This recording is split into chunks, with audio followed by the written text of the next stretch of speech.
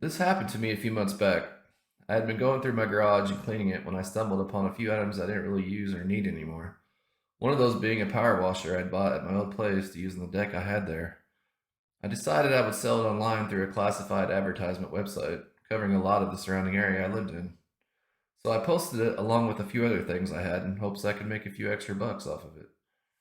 A few days went by and I received a call from a guy who said he was about 20 minutes away.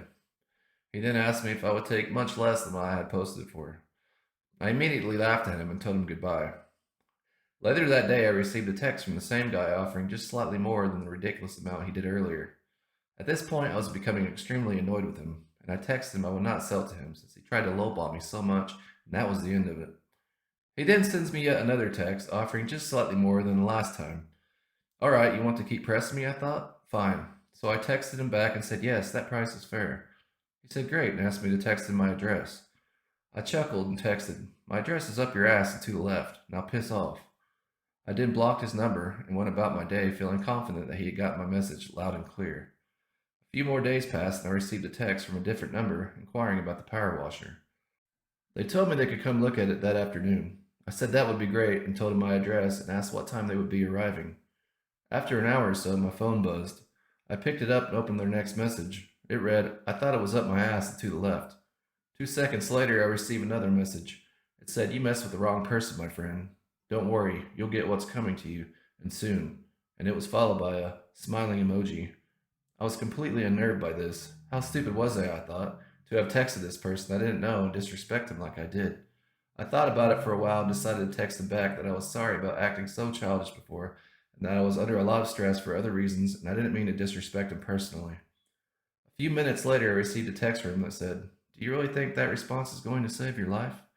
After reading that text, almost instantly, a brick came through my window, smashing into the stove, shattering glass everywhere. I dove under my dining room table, scared to death. Okay, this is nuts. Who did I get involved with now? I thought to myself. I lived alone, thankfully, so I didn't have a wife and kids here to worry about. I peeked at the broken window and didn't see anything or anyone. I started to get up and make a run for the bedroom, where I kept my pistol beside my bed and the nightstand.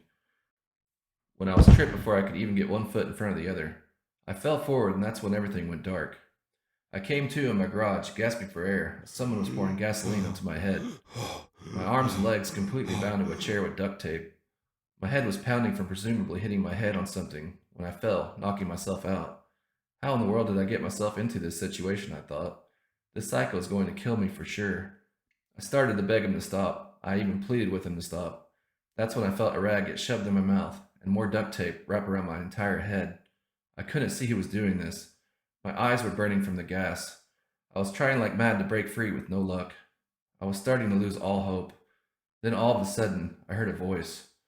I'm still unsure about buying your power washer. Let's fire up and give her a test run before I make up my mind, shall we? Followed by a very disturbing chuckle. He then came into my view with the power washer all hooked up. He started pulling on the pull cord once, twice, and then finally it turned over. He began spraying the concrete in front of me on its narrowest setting, 3,400 psi.